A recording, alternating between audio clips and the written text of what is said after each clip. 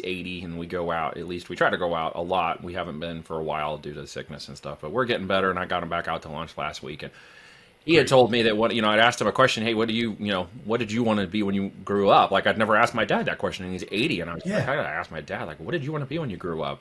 Grow up, etc.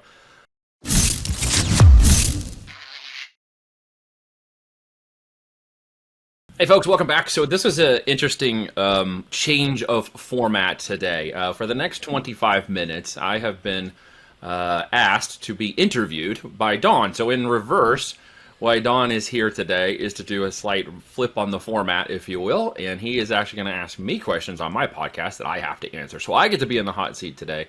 Don, are you going to go easy on me, or are you going to make this hard, or what are we going to dig up from the You know what? past? Like, is this just a cry episode? Am I going to be crying by the time we're done with this? I don't think so, but I think we're going to have a lot of fun. Okay. You know what I was thinking, Neil, is that, I know you as a very successful business person helping a lot of Amazon sellers grow their businesses. And I know that you've done this for yourself as well. And a lot of people I know in the industry know you and respect you for that. Thank you. But I don't think anybody knows your story. And so hopefully today we'll get your story, and everybody that, works with you, does business with you, thinks about doing business with you, should listen to this and watch it and learn who Neil is. Oh, well, we might get some crying done at the end of this. I don't know. We'll see. You may get bits and pieces of my story throughout different podcasts, but it sounds to me like we'll get down to the nitty gritty on this one.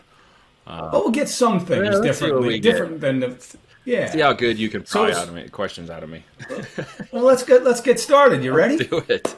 Bring it on. All right. Well, I know you're in Missouri, but did you grow up in Missouri? Where did you grow up? Tell us about the town that you grew up in. What was it like? Well, this is a strange conundrum because everybody, I can say I'm a Missouri native and I can actually mean it, but I didn't spend the majority of my life in Missouri. I was actually born in Missouri, up in Independence. When I was 2, my parents lived in Lee Summit. Harry Truman. Harry Truman. Yep. Parents were in Lee Summit. I was born at the Independence Hospital up there. Very shortly after that, they decided to follow some family to Oregon. On the way, they stopped in Arizona for a while, near Flagstaff, Arizona. Sorry, let me shut all that off.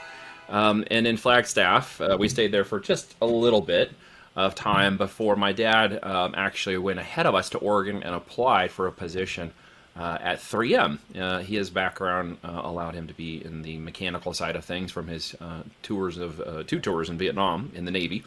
And he had a background in mechanical stuff, and so he got into a position, and we all followed him up there. So, and by the time I was 3, I grew up in Oregon. So the better part of my life was spent there growing up until about 18, 19 when I left for college. Where in Oregon? Southern Rogue Valley. If you're familiar with Oregon at all, it's kind of a I-5 corridor, if you will. There's not a whole lot if you veer off to the west or east coast. If you stick on I-5, you end up with Medford right above the Oregon border. You get Ashland, Medford, and then you go up from there in Springfield, and then you get up to Portland near the top of Oregon and Washington. So I grew up in the Southern Rogue Valley. It was known for growing pears and apples and wine. Harry and David is headquartered there. Wow, interesting. Yeah, very cool stuff from there.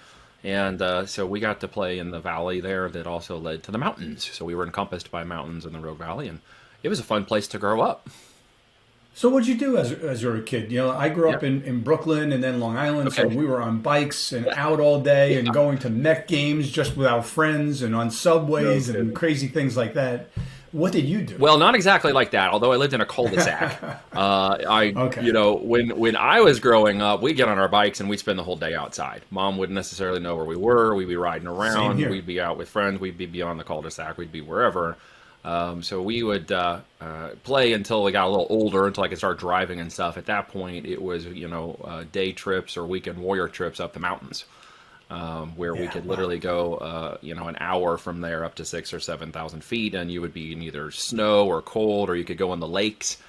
We would camp, we'd go cross-country skiing, and I never actually got really big into downhill, although there's some really great Mount Ashland skiing just above us, where it's really fun for downhill, but we did the snowmobiling and the tubing in the winter, and we did cross-country skiing, and we got to do on some sled dogs. That was fun. And then it was mountain biking and hiking and trail running during the winter, spring and into summer months. But again, the climate's changed a little bit there enough that it's been a really dry climate. For me growing up, 8 months of it was wet. The other 3 months was super dry. So we just, balanced out a lot of wet weather fun activities. like Yeah. camping and stuff. We used to joke every time we go camping it would rain, and so we'd always pack for rain, no matter when we went camping, because we would do that. So we got to spend a lot of time on the coast because Oregon in the split there, if you go about 3 hours west, you hit the coast. So we would go maybe 4 hours. I have to remember this. 3 or 4 hours, I'm going to say. Someone will correct me. To get to the coast, but there was a lot of fun on the coast, from dune buggies to riding the quads to just, being a part of the sea life, going to the Umpqua Lighthouse and camping on the coast and doing crabbing out there on the docks. I was going to ask, did you go crabbing? Crabbing on the docks, because every year we'd go out there with family in August, and we'd all spend a week camping all around each other, and then we would go the crab festival there. They throw a crab out with a dot on the back, and this was in a Winchester Bay area, beautiful little area just off the coast. Wow. Where they bring in the daily harvest, and you can get fish and seafood and everything that day. And then we'd go crabbing and try to catch that crab, because it was a $3,000 pot. So we'd take some food and stay out there till dark, and then we'd be out there crabbing until the late evening. Didn't win it. Never caught that sucker. That was always the elusive crab. But I grew up in, and it was a rural area. It was a hardworking town at that point. It wasn't really where it is now, which was more of the, traveling, I-5, a lot of tourism. Yeah. But when I grew up, it was a hardworking logging town, a lot of blue collar, a lot of effort, a lot of things, and just stuff to do with really wonderful people. And it was just a fun place to grow up as a kid. Just an amazing place. It sounds like it. It sounds like it. And you talk about it like you just said, it's a great place to grow up. It sounds like you just really loved, I did. Where you grew up and the people that were there and the whole bit. Absolutely did. It's the way it should be, man. That's the way it should be. Everybody's probably What like, about well, why did you siblings? leave? Yeah, well, we're going to get to that. Why did you leave such an amazing place? Yeah. Well, we'll get to that. Yeah. But what about siblings? Well, I have one sister. She actually lives near me now. She took a roundabout trip in life and got married to a guy who is from Florida. And then about 2 years ago, we were just figuring this out yesterday, she moved out here near us in the Ozarks, and they live about 25 minutes from us now, maybe 30 minutes or so from us now. That's great. Yeah, That's great. we get to see So it. I was going to ask you about sports and activities Yeah. outside, but you just said skiing, cross country skiing, hiking, Yep. Lots of mountain biking, all these He-Man type things out in the mountains. It's more What about- adventure enthusiast, kind of things. That sounds great. What about organized sports? Yeah, so I got into that a little bit in the later 8th grade and 9th grade and played for a bit. I was never good enough to be on like the JV or the full team, so I played in like the JV scrum team, which was fun. Got to do some JV games and played for most of my high school, if you will, career. One of the things. What sport? Basketball. So I was one of the, Oh, at okay. my age, I was one of the taller guys. I was 6'4". By the time I got to my senior year, so I got to be center in the scrum team, which was fun, and we played a lot of games, and we work out 3 hours a day, and we'd lift and play ball all the time. When I was not in other That's activities, great. I was playing basketball. That's great. Yeah. I was football, lacrosse, and baseball. And when I played basketball, the coach would put me on the center of the other team. Right. And my job, because I was kind of a tough kid, and my job was to be on the center, who would always be killing us because they were always, much larger than all of us, Yeah. and could score many points, was to keep the ball away from this guy at all costs. At all costs, even So, if you got fouled out. I fouled out of every game. Right. Yeah. That was your mission. That was my mission. Yeah.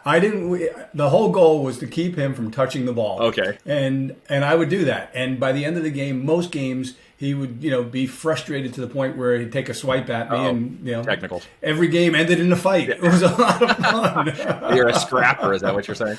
What they put me at what I could do in basketball. I wasn't a scorer. I should have played football, although, honestly, being the size I was, football probably would have been a great sport for me. But I was growing so fast, literally, in those 3 years, the first 3 years of high school, that I had a lot of knee problems. I was growing so fast, I had gaps in my knees, and so I had to wear supports on my knees and stuff to keep the pounding from happening. But I hurt a lot of cartilage in my knee, and eventually that caused problems with my knees because I grew so fast and I played every day through that. It created a lot of aches and pains and problems with my knees, to the point that eventually when I played a pickup game of intramural football in my first year of college, I broke my ACL, tore my ACL in a pickup game of football, and that was kind of the end of that. Because I'd done so that's much not damage, I good. had to get it reconstructed. So that was That's not good. yeah, and that's probably good. I didn't play a lot of football. I did enough pounding on my knees up and down the court every day. Yeah. Oh, yeah. That's brutal on It your was legs. terribly brutal for So, me, anyways. Yeah, so why did you leave such a beautiful place in right. Oregon to Well, go to another beautiful place in the Ozarks? I have an amazing relationship with my parents now. They literally live a stone's throw up the hill on 5 acres that That's we cut great. the hilltop off, and they had an Amish crew build their house up there, and it's amazing. But when I was younger, we had a lot of troubles. There was some disagreements with them and my sister and stuff, and it didn't make for the most comfortable household. And that was one of those indicators to me later on in life that I kind of wanted to get away from all that, and I really wanted to see, and I couldn't really stay, and I wanted to see the world. Quite honestly, I had my sights setting on being a fighter pilot, and it's funny. I actually went to lunch with my dad last week. He's 80, and we go out. At least we try to go out a lot. We haven't been for a while due to sickness and stuff, but we're getting better. And I got him back out to lunch last week, and he had Great. told me that I'd asked him a question. Hey, what did you want to be when you grew up? Like I'd never asked my dad that question, and he's 80, and I was like, Yeah. I gotta ask my dad, like, what did you want to be when you grew up? Grow up, etc. Whatever the proper phrase is. And he said, I wanted to be a fighter pilot. And I'm like, Oh, did I wow. get that from him? Did I hear him say? I was like, did you ever tell me that? Because I do not remember, in all honesty, you ever telling me that. And he's like, I don't think I've ever told anybody that. And I'm like, no kidding. He goes, because that's what I wanted to do. See, my dad had worked a lot during that time frame. He was on third shift, so most of the time, during the day I wouldn't see him. I'd barely see him at dinner before he went to shift, and then I wouldn't see him in the morning before school. So he was gone Yeah. a lot. So either on weekends or when we went on trips and stuff, we were always going and doing something. So I never had a really great interpersonal relationship. It wasn't that he wasn't there. It wasn't that he was a great Yeah. provider and showed me work ethic and all these amazing things about him. He just wasn't around all the time, because he was Right. gone working a lot. And so I just didn't have time to get a relationship with my dad. Not at the level I think you definitely have now. Long story short, I just wanted to take on the world. I was going to go be a fighter pilot. I was ready to leave. I was ready to bust out of that. And by the time I got to the qualifications park, they're like, sorry, you're too big. You can't fit in the cockpit. You Too can't be a fighter big. pilot. You're too At that big. point, it was like, you can't be a fighter pilot. And I'm like, well, crap. So my fallback position was college. And so I was applying to colleges anywhere as far away as I could go just to get out of this, life, just to get away and get, set my feet, move, change it up. And I got a nearly full ride music scholarship plus some compensation from a lovely family member who helped with part of it. And I had a work study I had to obligate to make sure those things were part of it. So in essence, I had a free ride to college. So I took That's it. great. And it was a small liberal arts college in the south corner, if you will, of Iowa right before you reach the Missouri border. So I ended up in Iowa for college. Graceland. You went to Graceland, I right? did. Graceland was a college at that point, and they call it a Graceland University now. Yeah. And I had gone there on music scholarship, so I was there to do music composition and be a musician, whatever that means exactly. I don't really think I had an idea what that meant. I had just played music since the fourth grade. I played trumpet. I did very well. I went to All-State in Oregon and got scholarships, Wow. and so that was what I planned to do in college. Very cool. So, do you know how a musician and a park bench are different? No. A park bench can support a family of four. Yeah. That's so true. I always, I always joke that I'd literally be living in a van down by the river if I continued that because there was no real end to that. The same joke is that literally that would be cool today. Yeah. That would be awesome and trendy. But back then it was like the ultimate failure. Like you're bombed out of school and living in a van by the river. The end result was I didn't want to be in college, so I failed out multiple times. First time I failed out, I had to reapply. Honestly, I did great in high school. Like I was, 3.8 GPA, 4.0. I got plenty of good stuff in high school. It was relatively easy for me. College, I never did actually learn how to study, so college for me was tough. It was tough because I didn't want to be there. I didn't know what to do, and I really didn't want to apply myself anyways. So I never really learned what to do. So by the second year, I'd failed out. They reinstated me once and said if I failed out again, they'd have to expel me.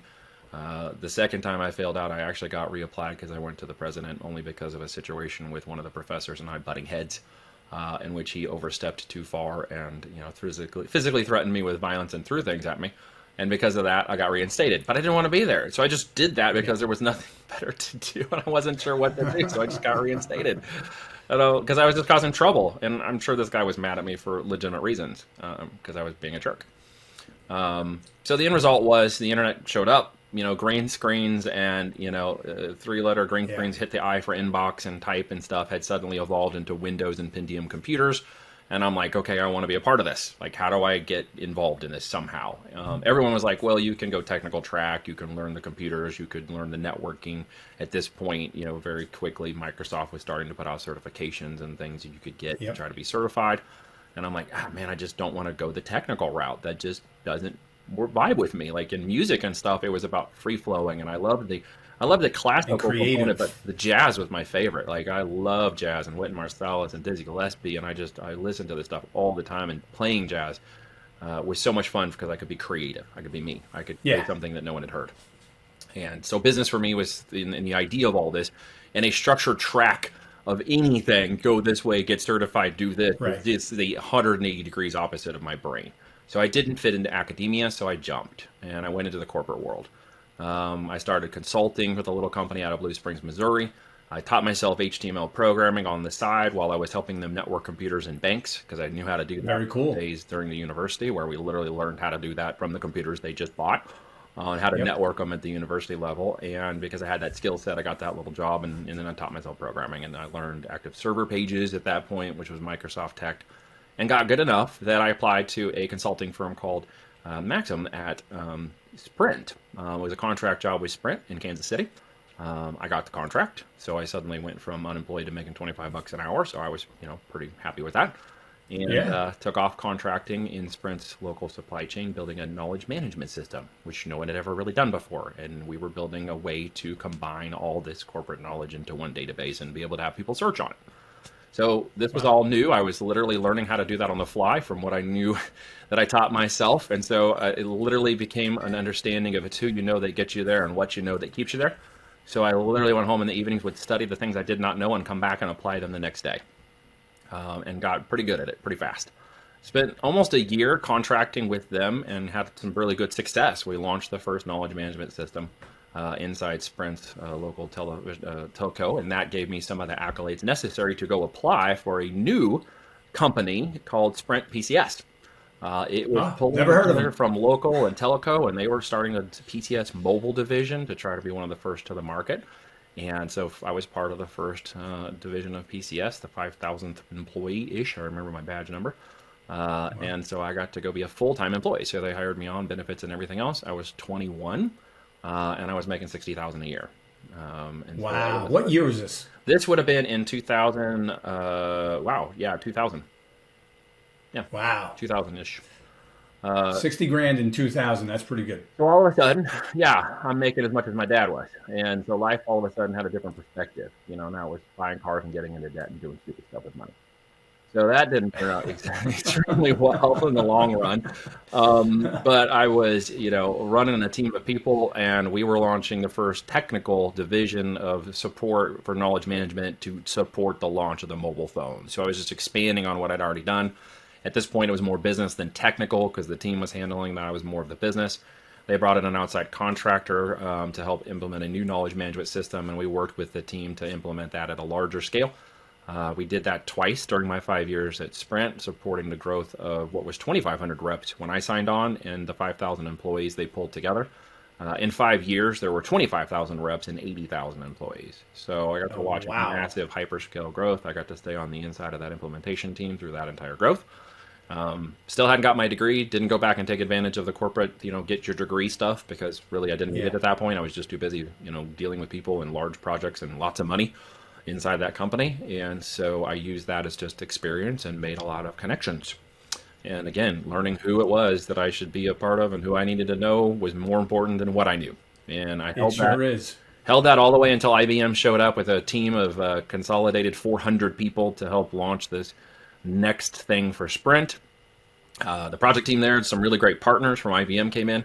They were flying in every week. I was stuck there in Kansas doing this project, and I thought, man, that would be so sexy if I could get on and get my cell phone, my laptop, and start traveling and being that management consultant person. And I just saw the next evolution of this coming forward, and got to be good friends with one of the partners, a genuine friend who's still a friend today. His name's Peter. And Peter gave me a hand up, and he said, hey, there's a position inside this group. You got to go to our month to interview for it, and if you get it, you'll come back and work here. And I did. I flew out to Armonk. It literally was set up. It was a 15-minute conversation.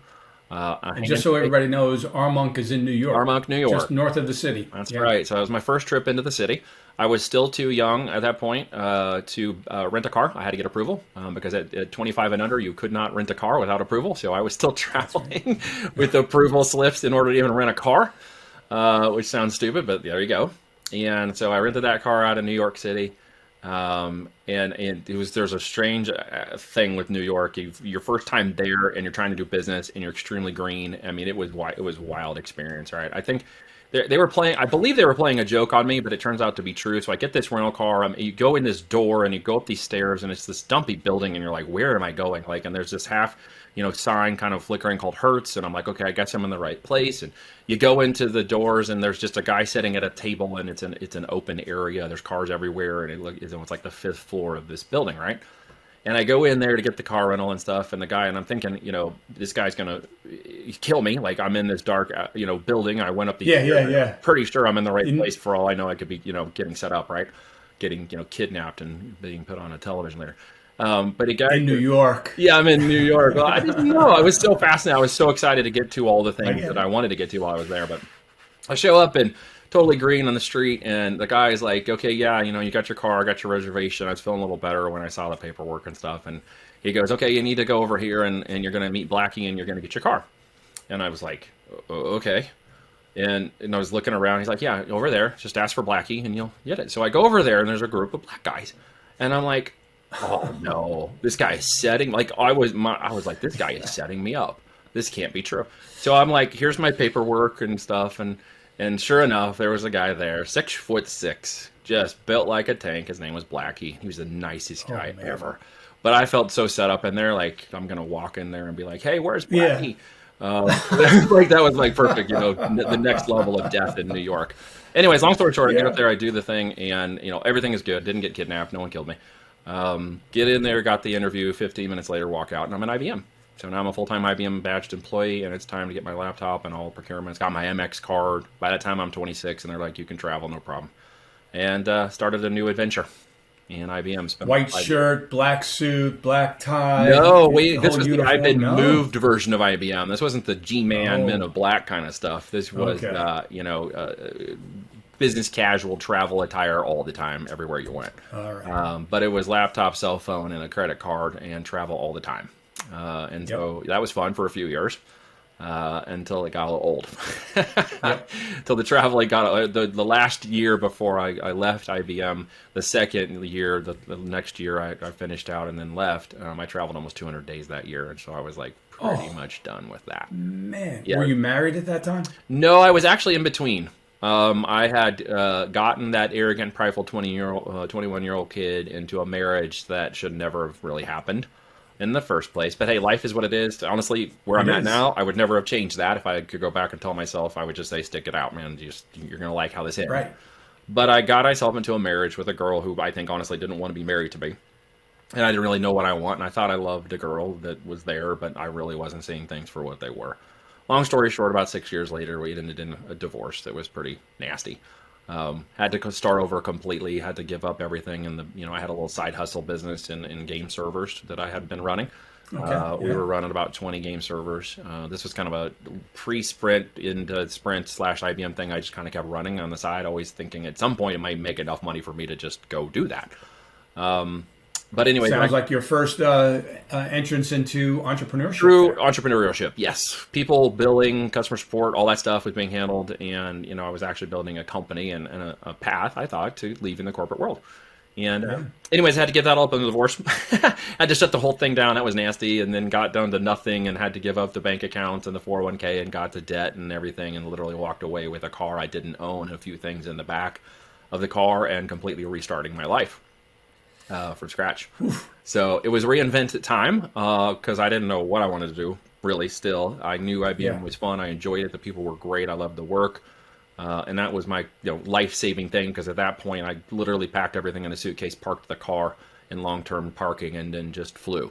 I would fly every week. I'd be in a different hotel. I'd spend the weekends in a different location in another hotel. Right. And for a long time, I was just a road warrior by its most what do you want to say? Succinct By measure, I definition. was literally not coming home to anything every weekend. I was going somewhere else. I lived out of a suitcase. So that was a time I needed to refocus my life, refigure out who I was, learn from my mistakes that I had made, and the things that I wanted to change, and ran across literally a lady who ended up being a very good friend of mine due to a mutual relationship, and got introduced to her, only to find out later on I would wake up and realize I was in love with this girl. Beautiful. Yeah, it turns out she was in love with me too, which is cool. So That helps. yeah, it helped too. She was actually in love with me, so it was easier to get married when, when I Yeah, realized yeah, we were that's both great. really in love with each other, not just one of us. And so, long story short, I needed that time. I wasn't married, to your point, and we didn't have children. And so when I got to the end of that, by the time we were going to get married in 2007, IBM basically came to me in February, near my birthday of all times, and said, "Hey, we're going to be letting your position go. You need to move to another division. You're going to have to downgrade and start at a different position, or try to get into one if you're lucky, or we're going to move you to Argentina." And I said, "Well, Argentina's not on my docket. Not really interested in Argentina because I'm going to get married." And so they're like, "Well, by June you'll be out, so you'll figure it out." So I got early retirement from IBM in 2007 and said, "Okay, let's make a run at it." So I got married in March to this lovely girl named Katie. She's from Oklahoma. And Nice. we got married in March, and by June I was free agent, looking for my next step. Not really sure what to do. She had graduated from a BSN and an RN. She's a nurse, and so she was working in home health and loving that. And she had found her place, and we had moved to Colorado for a while, which was fun. So came from Iowa to Kansas City for about 12 years, and then left when she graduated, and we went to Colorado. And spent almost a year living just south in Colorado. So we were having a lot of fun with that. I was mostly. She was still trying to get a job in the first few months and stuff. That was very difficult, and I was traveling every week, and so she was kind of left on her own. And so we got to about 8 months of that, and thought, okay, if this isn't gonna, work, and she couldn't quite find the employment she needed, we were gonna have to figure something else out. We ended up in Oklahoma, of all places.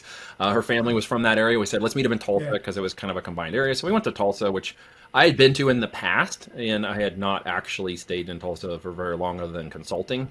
And because of that, you're up early, you go late, you don't really see the town, you see the restaurants, and you see it in dark. So I really had never seen Tulsa. It turns out it's a really cool town. Cow town, it's the oil and gas is a big component of it. There's a lot of really great people in Tulsa. And so she walks in after dinner one night. They're around the corner. We had been looking at some new apartments and stuff, and just checking out the area, looking at cost. And of course, the cost of living was tremendously lower than what we were living for in Colorado. And it was great in Colorado. I think we probably would have stayed there for a long time if things had kind of worked out in multiple areas. She walks in 2 hours later. Out she comes with a job. In a hospital. Oh, beautiful. At the baby's maternity ward, watching the mothers and postpartum. And she just thought that would be great. And I was like, well, I'm not doing too much else after this, so why don't we move to Oklahoma? So we went back and sold the lease and moved to Oklahoma. And from there, we stayed there for about 12 years. We had all 4 of our daughters in Oklahoma while we were there, 4 of them in 4.5 years. And then kept pumping out daughters. By the time we got through that, I was like, well, we're probably not going to have any boys. So this is, I recognize patterns. That's what my parents thought. Yeah, I have 3 older sisters. There you go. And, then they had the mistake that was a boy, which was they're very happy to have. At this point, I wouldn't look back and say I'd ever want a boy, not because it just wasn't the plan for me. But my girls, I wouldn't trade the last one for a boy. I love them all to death. They're so fun, and I would never trade one of them for a boy. So it is. I have 1 and 1, and I'm happy no matter what. Yeah, I mean that's just the way. It's just I didn't expect to have them all that fast, or I don't think we were planning that, nor did we have the old, how many kids do you want to have a combo? We're like, hey, let's just kind of, my wife is cool too. She's like, let's just see what happens. I'm like, okay, we'll see what happens.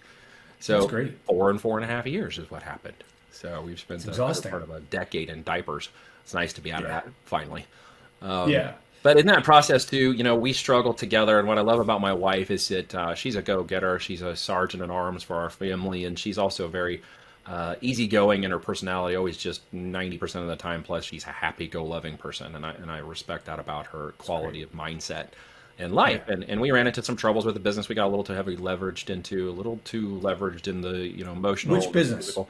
So this was a business that was started by a couple guys at Oklahoma. I got involved in and got a percentage of ownership for my time and business in it to network and help create part of the technology The company was called Electronetics, and it was a patented process and technology to be responsive and grid demand responsive to power. So we knew that there was power issues coming. We knew the EPA was taking regulations, and by 2020 they were going to reduce up to 30% of power generation in the world, our world in the United States, which they did, as it turns out, which is causing a lot of problems on some of the coasts and some that are going to be even more troublesome here in the coming years. But the end result was it would create opportunities to lower demand on the grid by making the whole house responsive. It was like a router you plug into the house. Right. And the whole house could plug into that router, and then lights and television, anything that was on could be turned off. Anything that was grid sensitive could be powered down. That wouldn't be, taking energy. And you could take a home or a business and automatically have it respond to the grid with the customer's consent. That's kind of important to understand. Because they just did this in Colorado about a month ago without the customer's consent, and that went really poorly. They tried to stick everybody's thermostat at 72, even though they didn't ask for it. So that was during a peak demand time with the AC because of the heat there.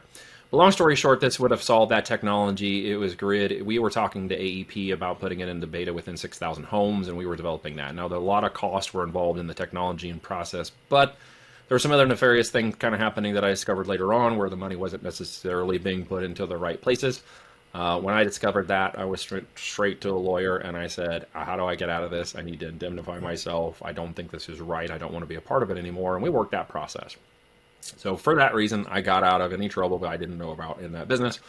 And with that came the need for a strategic bankruptcy. So with an 8-month pregnant wife, funds completely being depleted, and having to go, do bankruptcy in order to salvage all of this nonsense that we got ourselves into. It's like 10 p.m. at night with a pregnant wife, and she didn't realize the car was going to get repoed. Neither did I, of course. But they showed up and repoed the car, so that was fun. That's an experience. That was a great experience. And so we had to start over. Had to figure out what to do next. I went back to the core of what I know, which was management and consulting for technology and stuff, and started to reapply that. Got onto a contract back with IBM, being a management consultant, but on a contract basis this time, not an employee. And that kind of got the home fires okay, and I didn't have to travel for that, which was good, and that started to turn things around. But the honest truth is we had to go on subsidy for a little bit. We had to get food stamps, and that was a tough time. Talk about an ego confidence killer, right? I mean, we were thinking business and upside, and all this amazing stuff was happening in the company we were investing in, a lot of money. And then they weren't paying us enough because the money was running out. And so your ego, your confidence, and of course that admission of bankruptcy and failure was tough. It was heartbreaking, and it hurt our family, and it hurt obviously our financial, but it hurt mindsets and hurt hearts. And there's a lot of damage done in all that. And I had to reinvent so what I was going to become, how to build my confidence back up, get back out there, make money for my family. And I'm sure there's a lot of strength that came from all of that as well. You and your family. Absolutely. I don't give credit to myself for that because I found Jesus in the midst of that. And the strength and faith of having nowhere to go but up was a moment of surrender.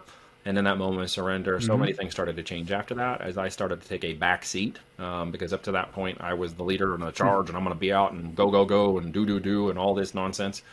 And honestly, I just crashed and burned into a wall. And after looking up, there was nowhere to go. So I said, okay, I give up. What do I do?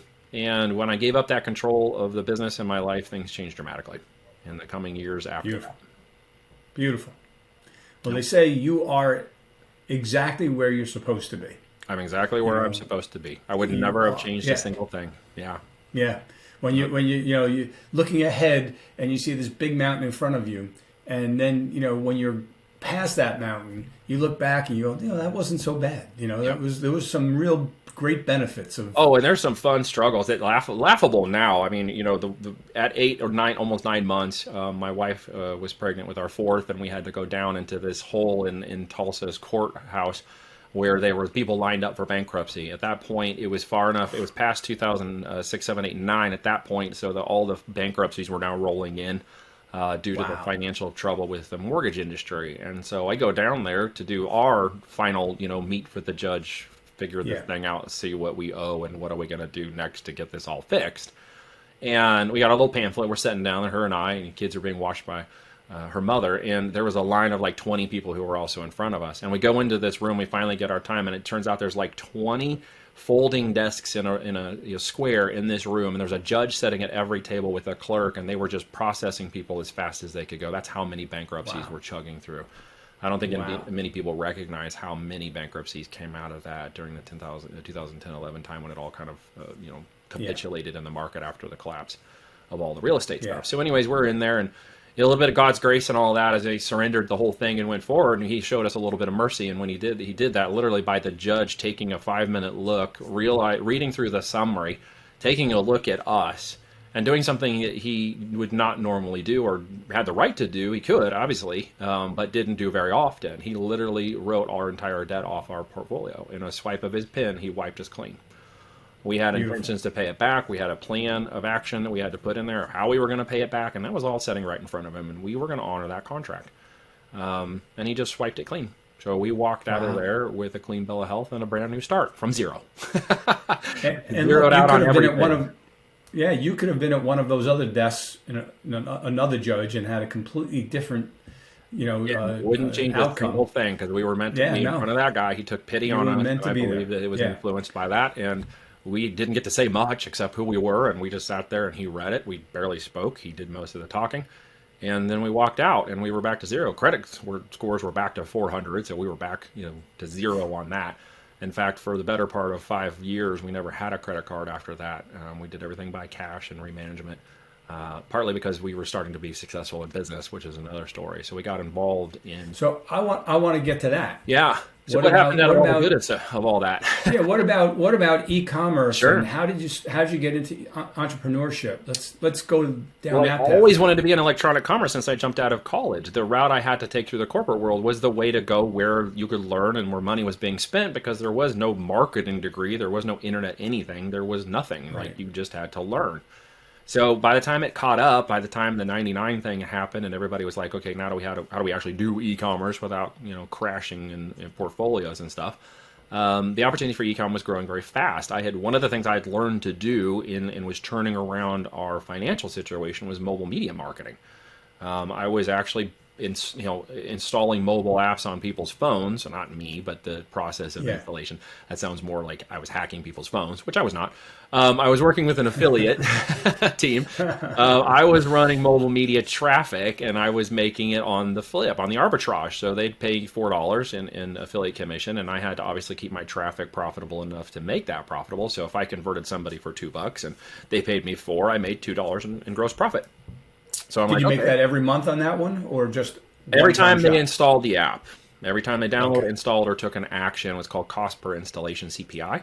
And I was uploading spreadsheets of campaigns, literally, because there was no Facebook interface, there was no mobile interfaces, there was nowhere to build a campaign, enter credit cards, and do what you do now. There was, we'll send you $1,000. Here's our campaigns in a spreadsheet. Let us know how it goes. So this was like very, new. And some of the platforms were just starting to be developed, and one of them was called AirPush. AirPush was a mobile push advertising platform, and I got very good at that platform's traffic. So when we went from spreadsheets to a mobile dashboard interface, AirPush got a lot of traffic from me, and a company out of France that I was affiliating with for mobile installations was installing mobile apps in, of all places, South Africa. So many of my campaigns were filtered through France affiliate marketing channels and affiliate companies to installations and dating apps and other things. And one of the biggest hits was in South Africa. And so that took off to the tune of about $1,000 a day in profit. Wow. So we were doing, hundreds of installs every day on those campaigns, and I was just getting really good at how to replicate it. But it took 300 campaign failures to see the one actually take off. Just so we're clear. Interesting. That was an uphill battle too, because it was so new, it was complicated to get going technically. I just had a feeling it was going to work. Mobile was going to be something. I'd been around mobile since the Sprint days. I knew mobile was growing and fast. I wasn't doing that in the Sprint days. I just knew mobile was growing so exponentially fast, and figured out how to. And what year is this again? So that would have literally been 2009 and 10. Yeah, 2009 and 10. Okay, 9 and 10. Got it. So in that process of taking those years and doing that really successfully, my network was opening up and credit was starting to return, and I was like getting some confidence that I could do this thing and figure out how to, be an online marketer, literally. And because of that, I had made some connections and friends, and one of them literally said, hey, I just started selling on, Amazon FBA. And I'm like, well, what is that, right? And he's like, well, Wow. it's a search engine, it's product search engine. And of course, the mindset for me at that point was, well, maybe I can run traffic through it. Maybe I can do it. Let me look at it. I'm running traffic. Let's see if we can do that. So it's another traffic source. But it opened up a whole nother world of stuff I never really understood or really knew how to tackle just yet, which was the private label or brand building or literally building physical e-commerce product companies. And Right. so I just started to study like I had done in the past. It's who you know that gets you there and what you know that keeps you there. So at that point, I was studying anything and consuming everything I could around online marketing. In fact, one of the first courses I took was with Onik Singal, who's now a good friend of mine. With Texted who? him. Onik Singal, he's part of Learn. Okay. It's a Yep. training. Onik's well known in the marketing industry because he got started a long time ago. But it turns out I took one of his courses that helped me out greatly. We're now friends and text regularly, which I think is hilarious. But such a good guy. But anyways, learning some of that stuff and just consuming any documentation online or anything I could get my hands onto turned into me learning about physical product and e-com and how to literally start launching products on Amazon. And because of that, I started launching products in a retail arbitrage format, which was, could I buy it low and sell it high? And that led me to saying, okay, I want to learn how to do the whole FBA thing. I ended up meeting through a mutual connection, a man named Reed Larson, who is now my partner in crime and has been with me since then for almost 10 years now. Literally 10 years coming up next month, I believe. But anyways, he was on the same path of learning and doing that, and his brain power was totally different. He was, speaks 2 languages, degreed. I think he has an MBA, if I'm not mistaken. I don't want to misquote, but I believe he does. And he was very good at the finance, operations, logistics, and manufacturing side. He had a whole background in that, and he didn't know anything about the online marketing or what to do for marketing products or anything. And I said, well, let me take that part of it on. I have a little inkling about how to do that. And he's like, well, let me see what I can do with the product logistics side. We could figure out what to sell. We'll do it. And so we launched our first brand in 2012. So after testing the market, arbitraging, et cetera, we started brand building in 2012. Wow. With Amazon, and we started launching products. And then I realized very fast something that I don't think everybody quite understands about Amazon. In simple terms, it is just a giant algorithm. And I know people are like, oh, sure, it's a search engine, but I don't think they understand what that means. Part of what I personally discovered during that arbitrage period of time was the engine they refer to now as Amazon's A9 engine. It has new variations of it called A10, but anyways, it was a giant algo of knowledge management. And during the course of my sprint to IBM days, we were building knowledge management systems. And so I was like, holy cow, this thing is literally like the engines we were building at IBM. And I believe to this day, even a portion of it may have been built by them and then re-engineered and customized to become Amazon's unique search engine for information delivery, which was basically products. Instead of information, they customized it to deliver products. Very interesting, right? So it's just a big learning engine, literally. And its idea is I learn about who you are and everything I can about who you are so I can present you with the right product just in time to get you to buy it as quickly as possible. Even Bezos said, we want to sell all things to all people in 30 seconds or less. Yep. So the stronger that AI has gotten, the faster they've developed people, and now they're literally selling 4,000 units a minute. The long story short is I kind of figured out how that engine would sort of work. I kind of figured out how they were doing the knowledge management piece of it enough for the product side, and then I just started testing products in the system to see how the engine would react. And sure enough, it was reacting as expected due to stuff that we had done in the past for programming and learning and this engine, this latent semantic search engine. And so I just started giving it what it wanted, and the products would take off, and we'd start ranking in like 7 days. So we take a product in any category we launch as fast as we could get units and brand and private label that product and launch it to ranking sales, organic sales every day within 7 days. And so that took off extremely fast. So let me ask you a question on that. Yeah. Because, and again, I am from outside the industry coming into e-commerce in the last few years with finance as my background. So, a lot of the stuff I don't know. You know it inside and out. But from what I understand, when you're launching brands, if you launch 10 brands and you tell me with the algorithms that you understand, you launch 10 brands, are they all successful or no? What percentage? More than 60% if you follow the processes we learned to get successful. To get into an SOP. So the goal here is to understand the portfolio of products. We never think about anything in a one-hit wonder.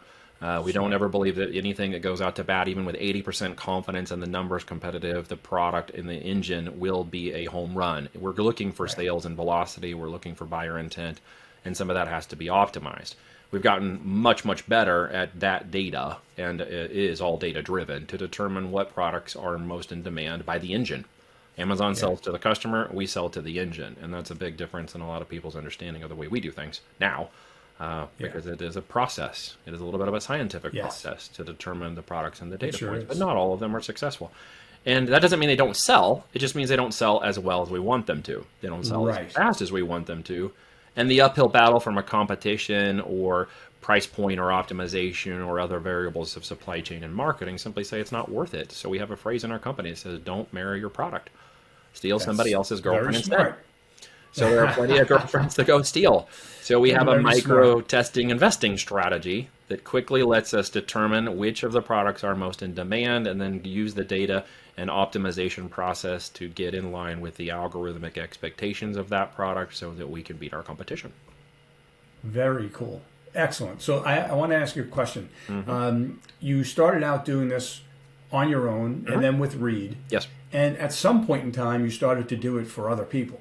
Yeah, that's kind of, well, how'd that happen? Well, we still do it for ourselves, for those people who are out there like, well, why don't you just do this all yourself? Well, we do. We do enough for ourselves, and there's more than enough products.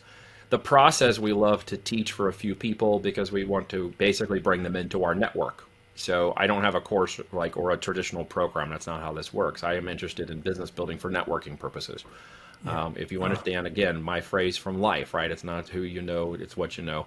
And who you know gets you there, and what you know keeps you there. So the end result is networking is net worth. And my opportunity to coach people has really been to increase my network. And the aspect of that is back in 2014 to 15, I showed one guy, the first guy, how to do what we did. He had gotten put in touch with us, and I showed him, what the methodology was for algorithms. Said, look, if you deploy enough capital to this, it will work. Here's what I did, and you can go replicate it. I'll show you how to do it. And so he took that out there, and he replicated it on scale very fast. In fact, he hit 400,000 a month in the first 3 months, and then that bumped to $1 million a month very fast. And by 8 months out, he was doing $5 million a month. And that was all in year one. So he proved the whole plan, what we call our green light process, which is a trademark process for developing, launching, and moving products into the market on scale. And we have been vertically and horizontally continuing to adapt that scale since then. We ran a couple of events to show people what we were doing in 2014 through 2016, events that were running anywhere between 400 to 800 people per event. Are you going to do any going forward? No, we don't anymore. We do small group stuff just for our internal people. I've been asked to guest speak at other events, which I do. We don't run any more events for ourselves. We actually stopped the coaching component of it in 2016 and just worked on the business.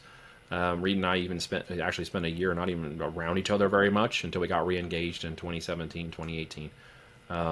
In 2019, Voltage was born, this brand that I'm now talking about, to do a coaching component that was literally brought off the back of being approached about building a SPAC, a special purpose acquisitions company, for the purpose of being an Amazon aggregator. They had known we were operators. They knew we were very good at what we did. We got introduced to them because of that reason. And they said, hey, companies are springing up. They're putting capital together. They want to buy these Amazon companies. Are you interested in doing that? And I said, well, let's talk about it in more detail. So we formed Voltage for that reason. The company is called Voltage Holdings. The Voltage Portfolios was the first division. And we started launching some of that to people who just literally referred to others in 2019. So we just started into some of the coaching with them while we were building the SPAC. Long story short, we turned down the offer to build the SPAC officially in 2021. We have a lifestyle as a business, and we don't have a business that drives our lifestyle. And there's a very big difference in the mindset if you can understand the two differences. Yep. The big component was, this was going to invert everything. We were going to have people involved. There's money. There's all this other stuff. And as we came together, we realized two things. Number one, we did not want that lifestyle business and go back to anything that wasn't keeping us focused on ourselves, our products, our brands, our direct clients, and of course our goals. And this was going to change that. And the second thing we noticed was there was an indicator, because we're in the operations, there were indicators the SPACs were going to fail if they did not figure out how to correctly operate these businesses. when you run a private Yes. label company and when you put it onto a platform like Amazon, there are nuances and changes and sometimes daily changes you have to roll with. And if you don't have enough experience with it, you can quickly find yourself at a deficit in that system. Amazon is not your partner. They're just a tool. Like any tool, things change. Sometimes the tool is good to you and it works great, and other times it cuts your leg off. You have to be careful. So the end result is, there are a lot of things that could change very quickly. And because of that, we realized these aggregators were not in a position to manage them correctly. And so we pulled out because we didn't want our name involved in it. And as it turns Very out, smart. that actually happened, right? And It sure has. I do. It has capitulated. It has fallen. There's been bankruptcies. There have been some scandals. There's been a lot of stuff happening to change that market. And I'm kind of glad we're not caught up in it. And a lot of bad stuff that people don't even know about. Yeah, stuff I don't want to talk about. That will come out. It will come out. It's not for me to tell that story.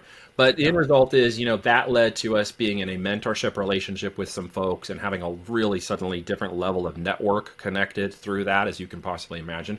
And so the concept was, look, we are building to exit. We've done that multiple times. We've been involved in other people's exits and building.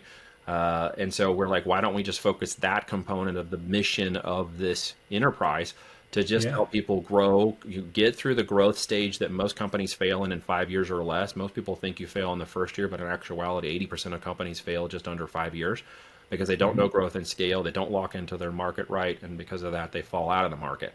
So we wanted to overcome that. We can get everybody who wants to go and is tenacious going in this marketplace. It's getting them growing and scaling that's the hardest part. Keeping profitability, growth, and scale to exit are the 4 things we stay focused on. Profitability, number 1. And so through that and through scalability, that allows us that ability to grow and take them along. So we take a few people with us every month who are selected through an application process to be the right mindset, aptitude, and then have the financial prowess to run with us in a year's worth of growth. So we can pull them through that next 24 months of growth and potentially into an exit. So they are set up to basically break through the reasons why most people fail or fail to grow. Yeah.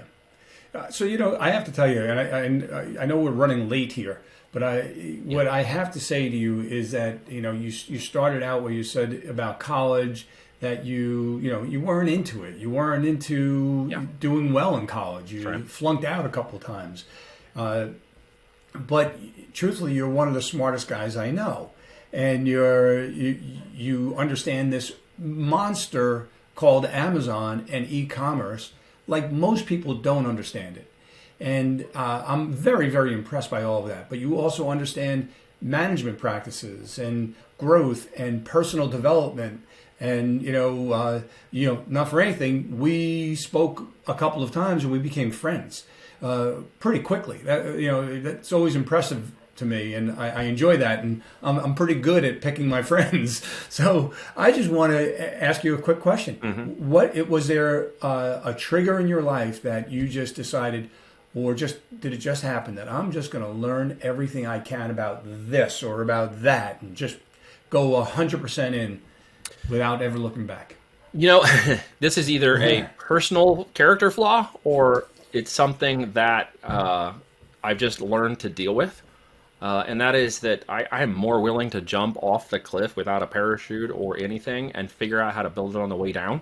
And I'm not afraid of that. There was a book I felt like, look, when I ran into no money, when I was broke and living out of my suitcase, right, trying to get my life back together after crashing into a wall with my marriage, I literally don't know how to not go full throttle.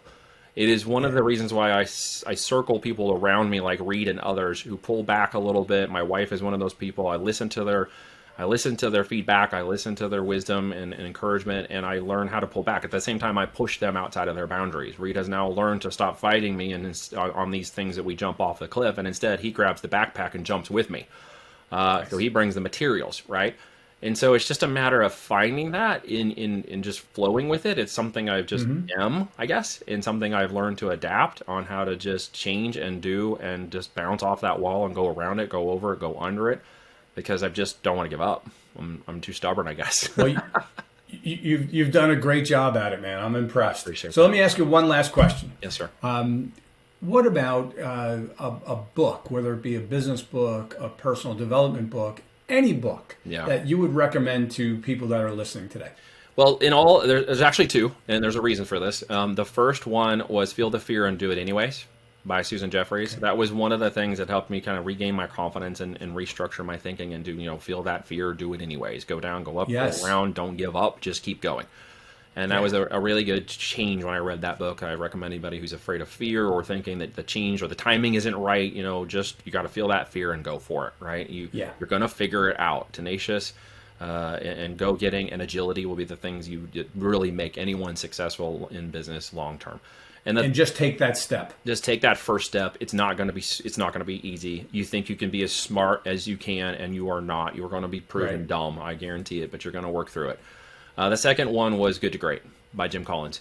It's a little out of date in terms of some of the case studies. However, the mindset, the methodology, and the thinking of what is good and what is considered great, not by worldly standards, but by standards of practice, integrity in business, and character in business, is huge. And I love the way he prefaces that. And anybody who's thinking about, how do I build something that's not just good, but something that could be great, it is not going to be the first attempt at your business. It is probably going to be the 15th attempt at changing something in business in order to make it go from good to great. And that's a big lift. If you can read through that book, you'll find out why. I'm a hedgehog.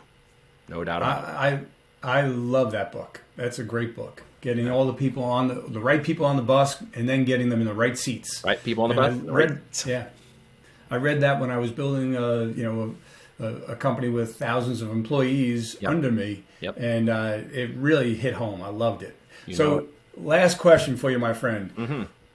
Any final comment, any final thought that you want to leave everybody with? And then we'll let them go home. Final thoughts. Well, and this is going to sound counterintuitive to this conversation, maybe a little bit. Not everyone is meant to be an entrepreneur. The aspect of entrepreneurialism I have discovered has come through a lot of hard knocks. So unless you're willing to realize that you're going to knock your head, you're going to get beat up, you're going to have to be agile, you're going to have to risk going bankrupt, you're going to have to risk something, okay? Whether it's time, money, hopefully not relationships. Please don't ruin relationships. But you're going to have to risk something to gain something. It does not come for free, which means not everyone is cut out to be an entrepreneur. If you think you are and you've got a side hustle or a hobby business, the only way for you to truly understand whether or not you've got the chops to be an entrepreneur is to do it all full time. Yeah. The moment you change and get out of the side hustle, hobby business mindset, the chance you have to actually become a true entrepreneur and feel that fear and do it anyways, you got to get out there and push hard. That's all I got to say. It's like burning the ships behind you. Burn the ship, man. Leave course, burn it and go. Yeah. Only have one way to go. If you remember the book, The Art of War, Sun Tzu, one of the things that he said when he was up against, huge forces, is he would place his men with their backs to a cliff. And so there was nowhere for them to go except forward. And they always won because they had no other choice. Same idea. That's exactly. Hey, Neil, this was really, really great. I got to tell you, I enjoyed learning about you. Your story is incredible. The beat downs and the comebacks, and the building a beautiful family and your parents moving closer to you and building those relationships. It's heartwarming and it's amazing. And then now building businesses and teaching people how to build e-commerce businesses and helping them and holding their hands through it. It's not easy for people to do. Having somebody like you to help and guide them through is huge. So I just want to say thank you. Thank you. And this has been great. Thank you for your time, Don. I appreciate you, brother. My pleasure.